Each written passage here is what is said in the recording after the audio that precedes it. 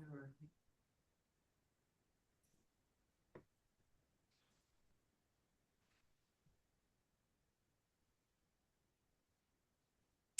Good morning, good friends. It's good to be back with you all on this wonderful spring day. I hope you're all doing well.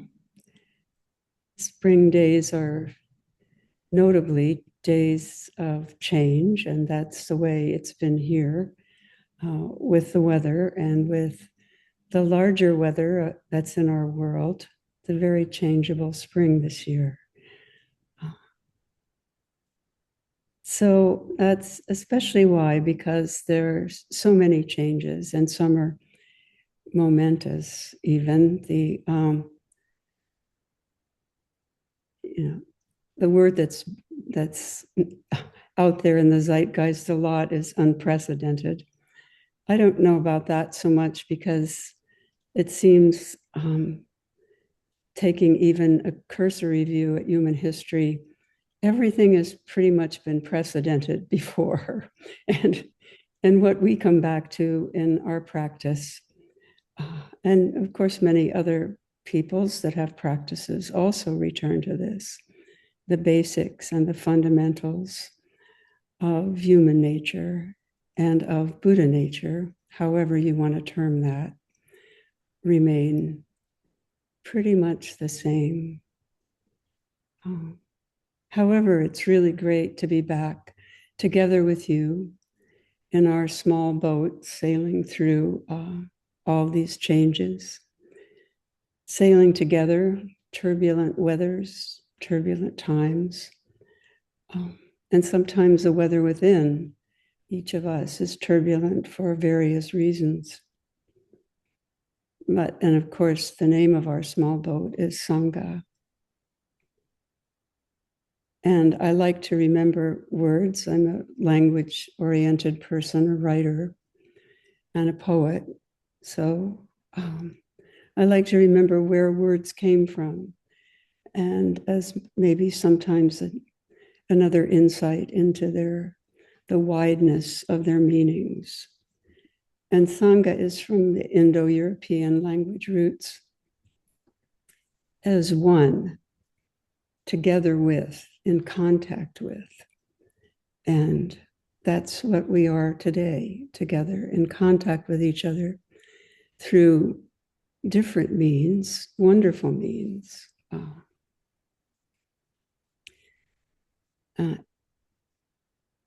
Though we know we're not one being in a very basic way through our six sense doors, but we have a more subtle and powerful way of knowing that we all are one, inextricably interconnected together. And this is really the foundation of all human knowing and what Shakyamuni Buddha pointed to, and of our life. We are born knowing it, but we often forget. And that's one reason we gather and one reason we practice. So my question to myself in this period, and for myself and for everyone, is how we meet the moments we're living in now. As human beings, as Buddha nature beings, as Buddha Dharma Zen practitioners. How can we remember all of these many things that we are as humans and the many connections we have with others when these storms and changing conditions keep rolling in? And I believe it helps, for sure it helps me to recall that we probably wouldn't have survived.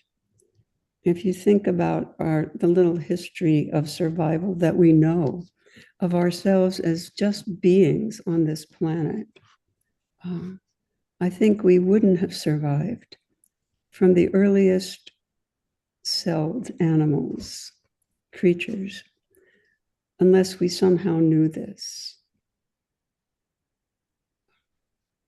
It certainly looks like humans from prehistoric times who left the paintings and drawings in caves and on rocks, knew about their connections to this greater matrix that we all live in, their connections with other animals and of all sorts, other beings and creatures, and not only that, but the earth itself, the sky, the elements. Those early human ancestors knew all of these things.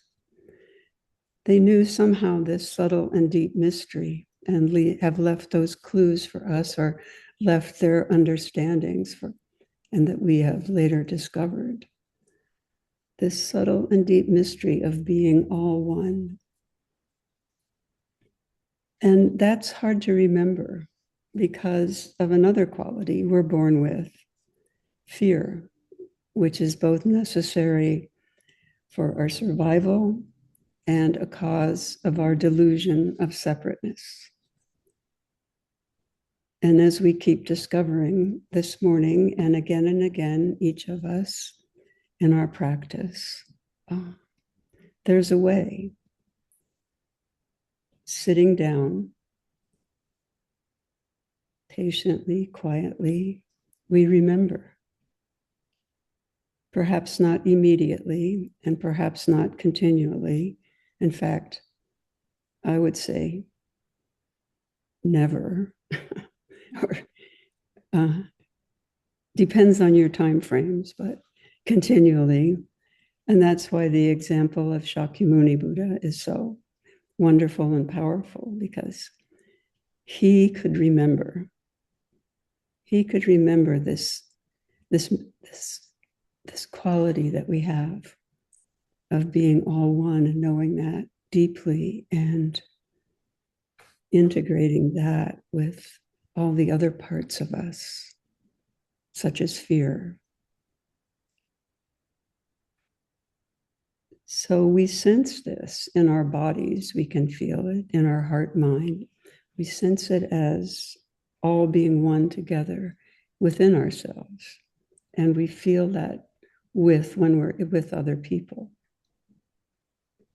We feel how we can trust ourselves and how we can trust others, how we can help others, even as we stumble along, lurching from mistake to mistake, delusion to delusion. So this simple way of zazen, shikantaza, just sitting, allowing the heart and mind and body to find the ease and joy of simply sitting, in Dogen's phrase.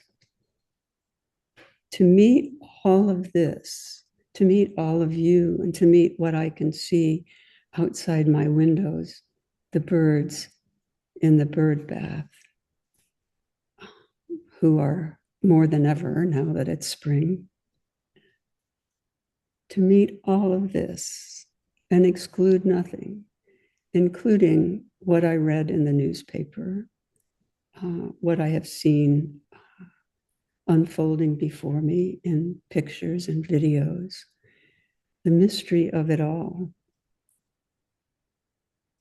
even what we recoil from when our fear body flinches to see certain things, to know certain things. So this practice brings us together, as I said, integrates us. And that allows us to meet the moments that unfold unceasingly as long as we're alive. And even to act without thinking. This practice encourages us, and by its repetition of coming to it again and again and again, to know without thinking how to act, how to be in this moment, how to meet this moment. So we can act in accord with the first verse of the Dhammapada, the way of the Dharma, the Dhammapada. In this world, hate never yet dispelled hate. Only love dispels hate. This is the law, ancient and inexhaustible. So we know this way, many ways, directly and indirectly, and through our nature to share.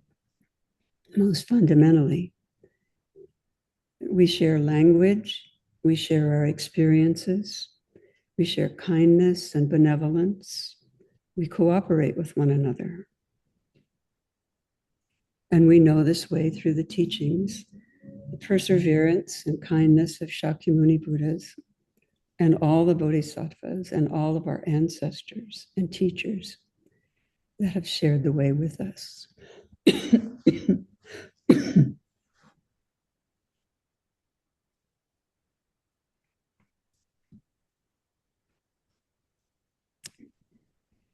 So they have kept practicing with others and alone for millennia and now.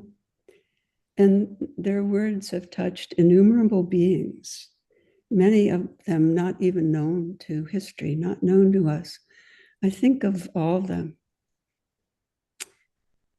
early sanghas, whether lay sanghas or monks and nuns who took robes and went out and begged and did not live lay lives.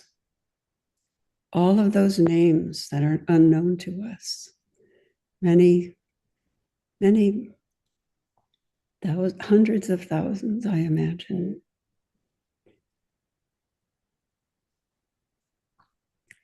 So our nature, that's the part of our nature that helps us meet the moment. And Dogen Zenji has a lot to say about that in the Shobo Genzo. And I'd like to pick up on some of his offerings that have helped me in those moments when the house is shaking, the bombs are falling, when my friend fainted on the cushion. Many of these moments, small or large, in our lives, when the fear body arises or when the joy body arises, to meet the moment without thinking if action is necessary. Sometimes we need to reflect, we need to think, we need to use all of our resources as human beings. And our practice also helps us discern which part of our being, which part of our body, our mind, our heart is necessary and helpful in this moment. Off the cushion, on the cushion. So a few of these, which I'll just put out as little stone markers along the way, little drops, or perhaps water drops along the way that may well disappear. But we can go back to them. So one,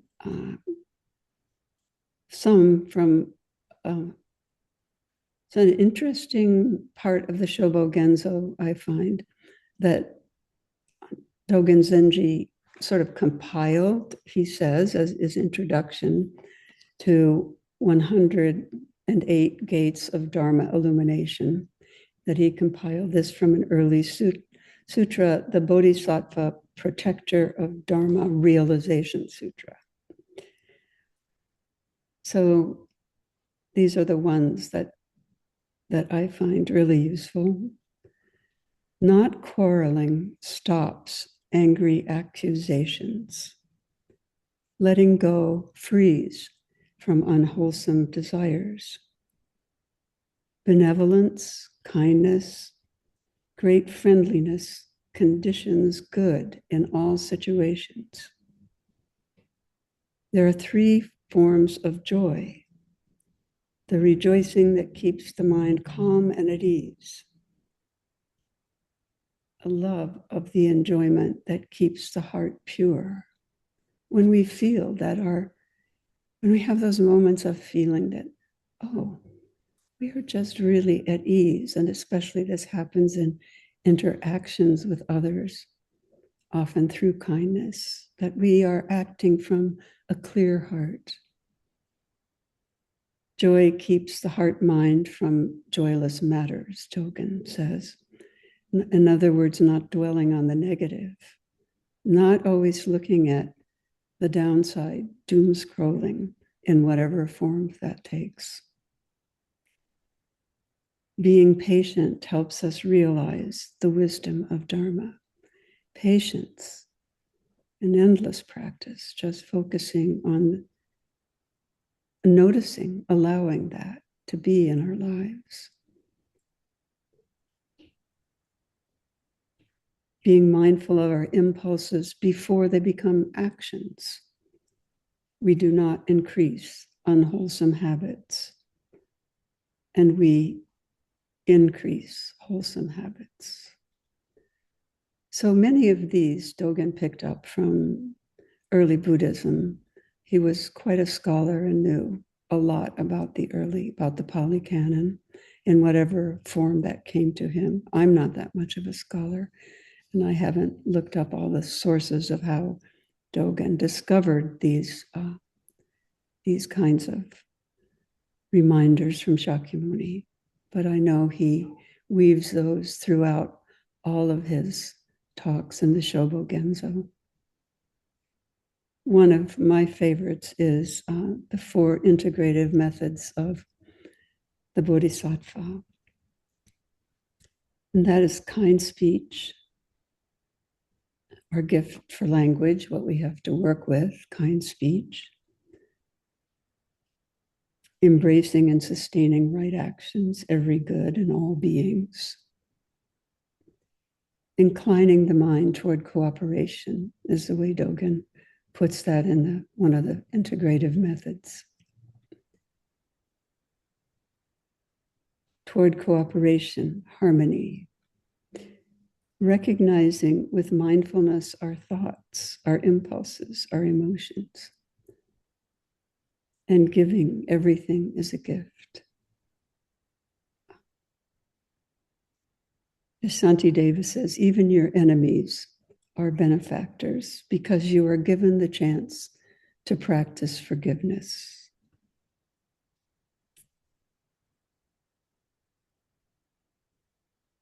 So in our vows, of course, another language, other ways to keep practicing and embodying these vows. The Bodhisattva vows, precepts, positive and grave. They're on the ground compassion when we embody and enact them in the everyday moments of our lives. And their language is very broad, wisdom, compassion, that can sound pretty conceptual, but that's also excellent for understanding the big picture and not getting too caught up in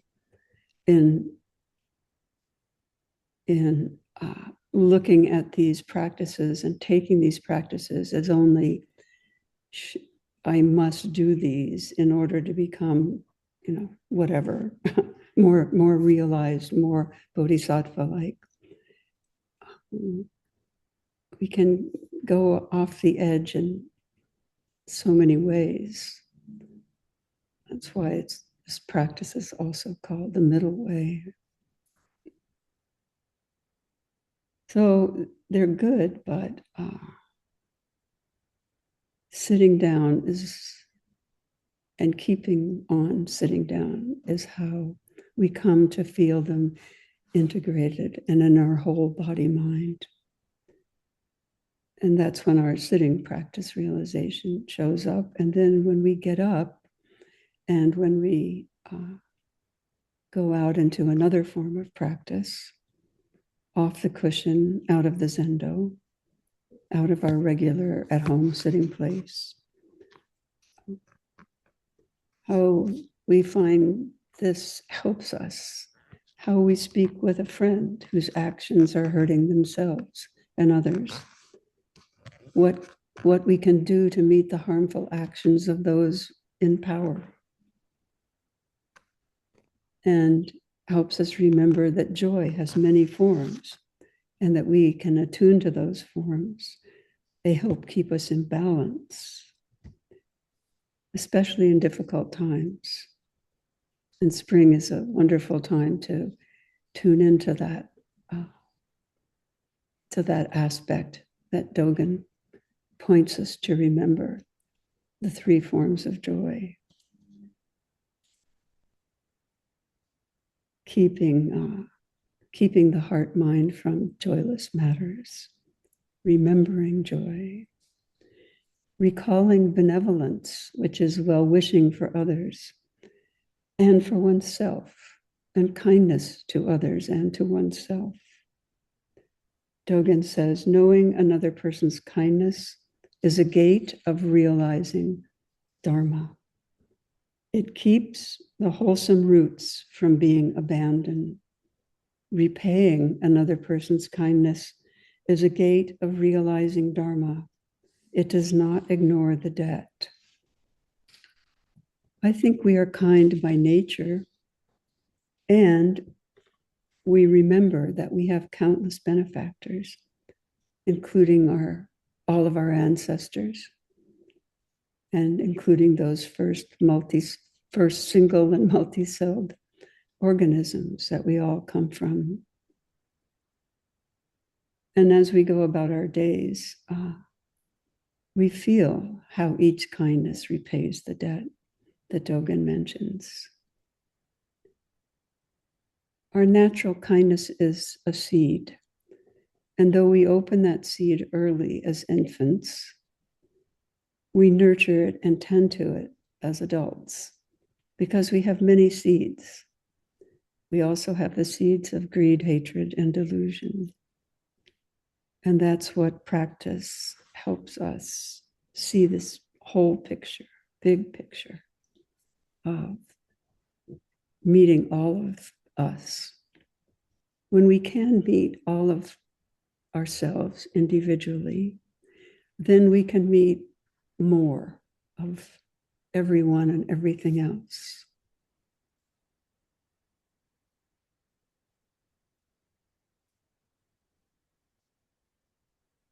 Kindness is limitless, like gratitude. It's sort of the other side of gratitude, if you will, or another aspect. And sometimes that seems overwhelming because there are so many people, particularly, whom we see that we don't believe deserve kindness. And we should be clear that there is a big difference in recognizing immoral or unskillful behaviors and shutting our hearts against those who are enacting those behaviors. This is one thing I think wisdom and right action mean together. It's seeing clearly and knowing that, not pitying and not turning away from, but seeing what I can do, what each of us can do in meeting these moments when these situations arise.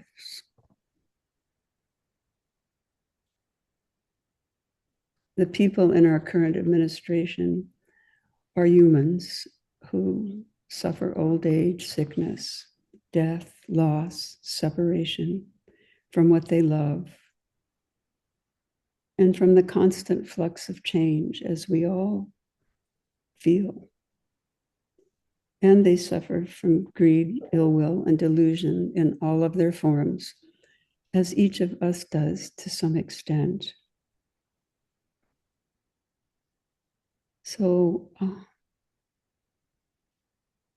I feel that returning to these things that Dogen points out, sometimes even just for a period focusing on one or another, joy or kindness, benevolence,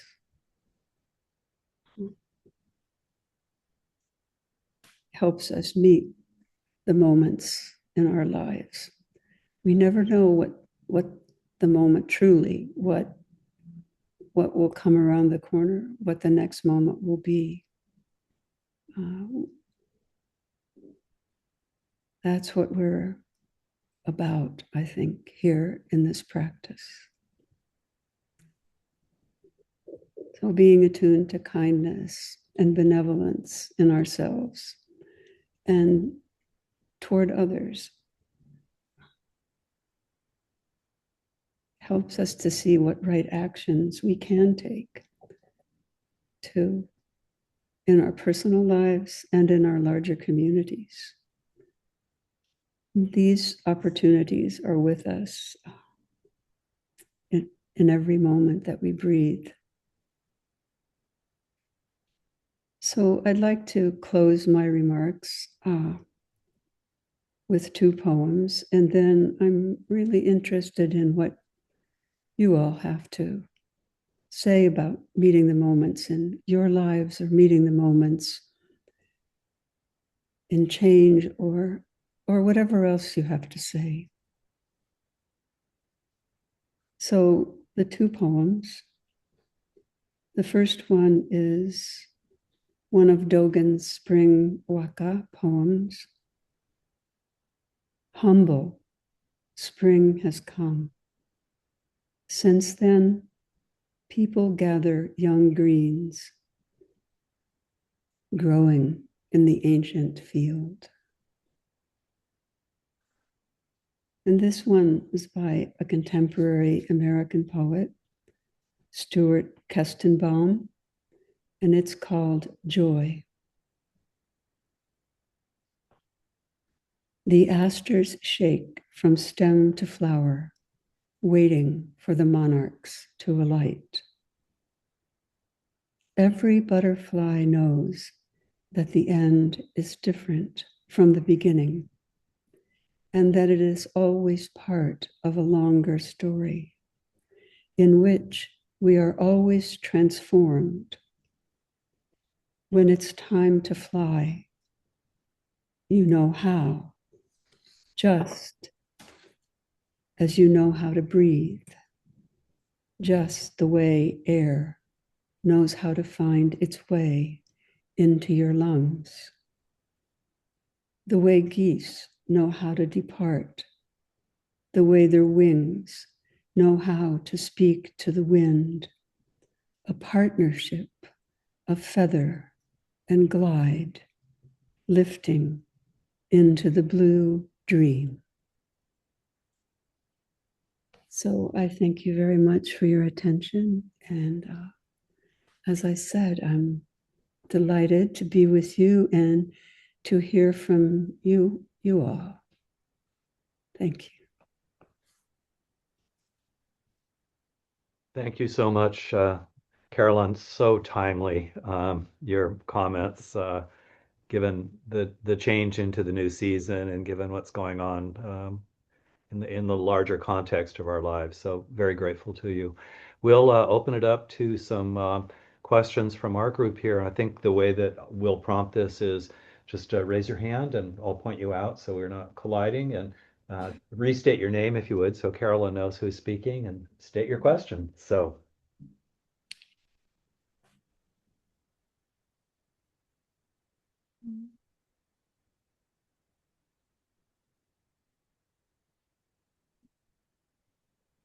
Questions or comments? So if you have a question, that's fine. And if you have something you want to say, that's fine too.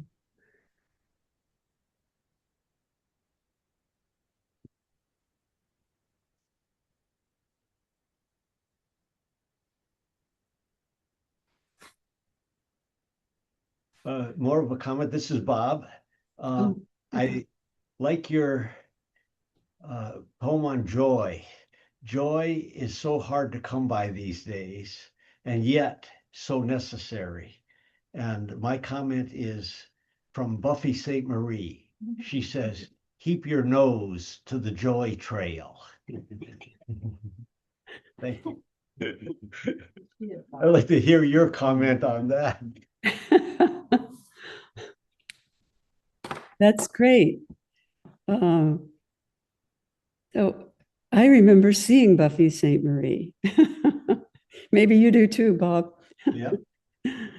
Um, that's one reason I always bring in poems. I mean, Dogen, of course, writes very poetic talks and writings in general. Dogen was really a poet monk, I think.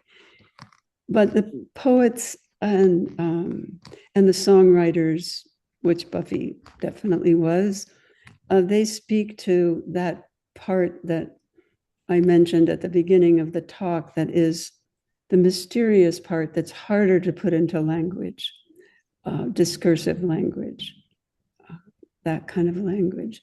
But it goes into the heart the way that, and the whole body, really, you feel, I feel, and many people do, that poems and songs, uh, even songs without music, or other forms of music. Singing is a form of music. The human voice is an instrument of music. So I feel that Buffy certainly contributed with that uh, wonderful metaphor and image. Thanks for bringing that, Bob.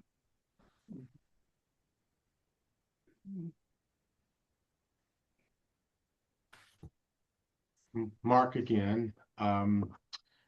Last week was my father-in-law's 90th birthday, and we were in Mammoth skiing. He still skis.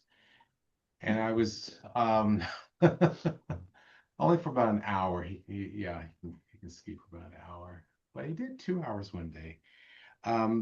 But as there were about 11 of us, family members and friends all together, and I was just, you know, spending time with him, reminded of the impermanence and change.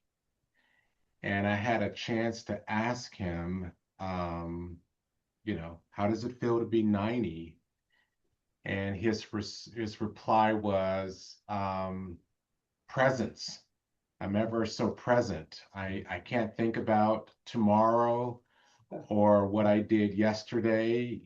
If I would ever ski again, I'm just here right now. And I just thought that was just so remarkable to have that present moment awareness at his age. And it was inspiring just to hear that. And it reminded me, and as like you were saying about the changes that we internally and externally, the only thing we have is our present moment awareness to help us through it. And joy is one of those tools that we can grab out of the toolbox. So, thank you. Thank you, Mark, for sharing that story.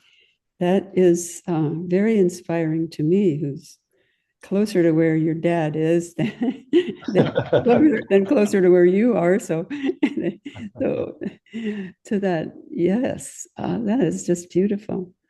Skiing at 90. Yay. Uh, yay. That's wonderful that you could share that with us. And to have it so close in your own family, that's a gift. It's a definite gift. And you sharing it with us, there's a gift also. Thank you.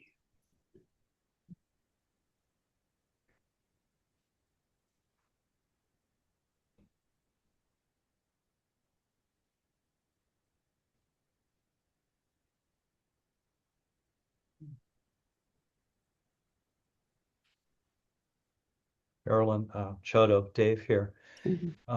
Really appreciated your comments about the administration that our country is currently under politically, and the recognition that the people in that administration are suffering and going through the same things all of us are going through, old age and sickness and eventually death. My question has to do with recently one of the cabinet members lost her job, and particularly a person that I associate with a lot of unkindness and a lot of kind of harsh behavior towards others. And now a lot of piling on is going on about her, about the misdeeds that she did when she was in office. And there's some lascivious stuff about her possibly being involved in a relationship outside of her marriage. And I find myself almost gravitating to read those stories and to be part of the piling on. And so I'm trying to understand what it is about us that sort of goes after that and sort of wants to sort of see the enemy in someone else, when really our practice, we hope opens a broader view of other people in our lives. And so I'm struggling to understand why I get some gratification out of that, and how we resist the urge to do that.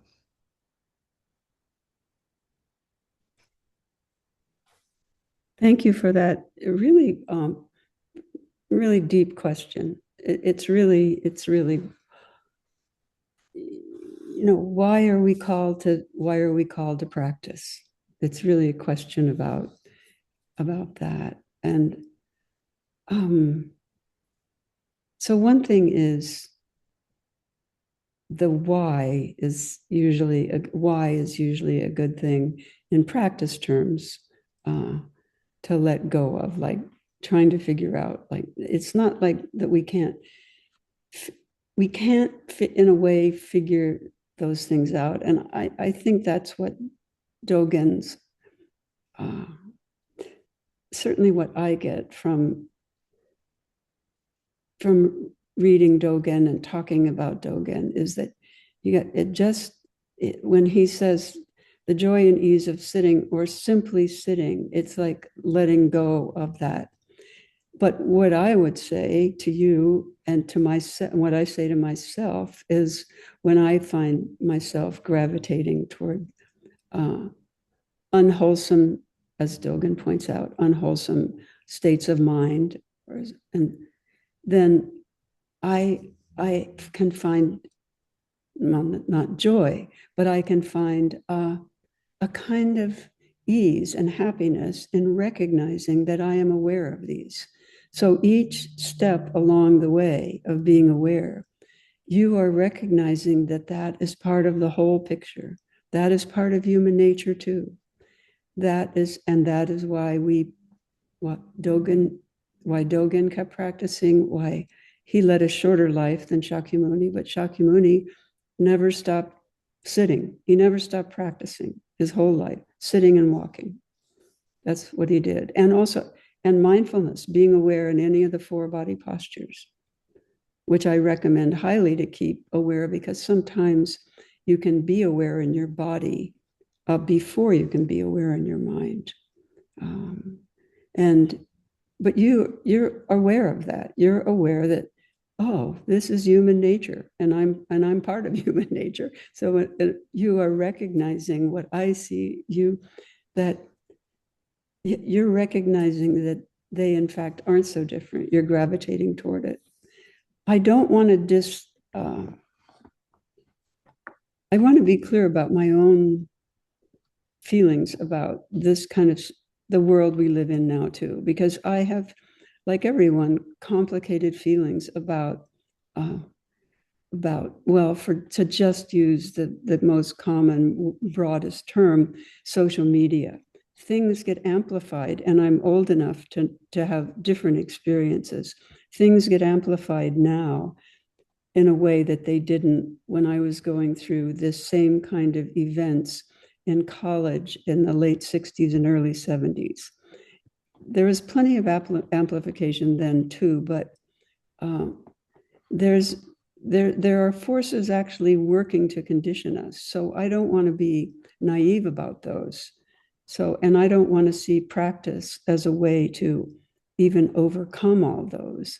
So I just try to, like, that's one reason I love that poem, that particular Spring Waka by Dogen, when he says, humble, spring has come. The season returns with humility. I want to keep close to not knowing all the answers. I want to keep, the season just returns. Human nature just arises in the form of greed or hatred or schadenfreude, like, oh, those people, those people are all, piling on. And there are platforms for that now. There are incredible platforms for everybody to express their human nature. And it's overwhelming often. So that's where discrimination comes in, about keeping aware and being aware of what people do so that you can make the judgments about what you might want to do, actions you might want to take on a broader sense in terms of politics or whatever action in your community, whatever, and yet, and recognizing that that's, not being kind to yourself. So not kindness to oneself. We're often, and I'm not saying at all that you were, but we often tend to judging ourselves like we're not living up to a standard, and you're recognizing it, being aware. That's the basic key. Those awarenesses that come to us through sitting down, those are the ones that, whatever form they are, even of our mistakes, our lapses. There are many little gathas or things like that I have seen and that I have even written. I have a whole collection of poem gathas that, about forgiveness of oneself and others. And so, forgiving ourselves and others of our mistakes and lapses, our weaknesses and blindnesses. We don't know everything. So I hope I'm not going on too long, but I'm really trying to address your question, which I think is such a deep question that I went on for a while. Thank you for going on for a while. It was really helpful because it's present for me a lot, and so I really appreciated your comments. Thank you. I would just end by saying, Chodo, you're not alone. Misery loves company, right? There are many, many, many people. Other comments for Carolyn this morning, or questions? That's the meaning of Sangha that Carolyn talked about. Sanj is the Sanskrit term, which means to stick together. Sanj, it even sounds like it's sticky. It does. It's a great word, but it has a downside. There's a tendency to pile on and be stuck in that place with what's going on. And that's where Carolyn's comments on awareness, I think, pay off. Thank you. Thank you.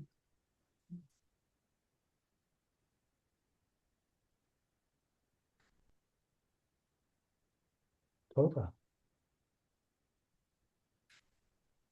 I want to thank Bob, Nostri-san, for bringing up that today is International Women's Day, and use that as a kind of a bridge to an experience I had yesterday, in which I felt connected to all women, particularly mothers and grandmothers, who are internationally, all of us are dealing with the stress of concern about loss, because there are so many children and grandchildren being snatched, or now with escalation of war, the threat of danger. And yesterday, my son brought my grandson out. Grandson is 3.5, to be with us while my son got some work done out at Sedgwick, which is a university, has a preserve, 8,000-acre preserve in Saint Ynez, and that's where my son was going to do some work. So Sammy was with us all day, and people came and went to see him, and there were some very poignant times of touching them touching the hearts, and long-standing forgivenesses going on. And then when Ethan came back to get Sammy and they were driving away, I just felt such enormous depth to my son's kindness in those settings. And then this almost panic took me over, that they were going to drive over the pass, and what could happen. And I just felt that connection with all the women who are standing in that same spot, watching their loved ones leave all over the planet. So it was very helpful to have some balance with you today, Carolyn, and to feel your steadiness and your warmth, and to feel our sticky sangha, so that we all can share these experiences together and find those moments of joy and sniff those out for a while. So thank you. Thank you. Thank you.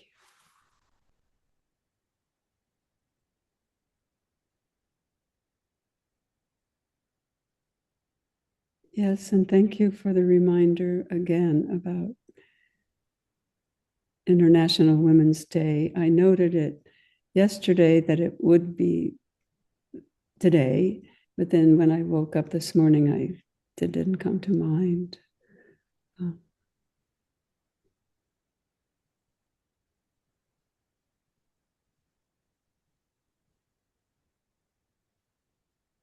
I think with that pause in the conversation here, I think we may have exhausted our questions and comments, Carolyn. I want first to thank you on behalf of everyone here at Santa Barbara Zen Center for joining us. It's so good to see you again, and thank you for brightening and turning some lights on in our life this morning. We appreciate it. And any parting comments or thoughts from you before we log off? Well, I would say I'm just going to echo what you said, Chodo. Thank the Santa Barbara Zen Center for being there and brightening my day, and thank everyone who spoke, and thank Tova, whose remarks about family and the mothers are certainly brought up those feelings in my body, heart, mind. Yes, there are many aspects to being human, including the poignancy of being alive and seeing that passing, but also seeing that we are still here and enjoying being together. Thank you.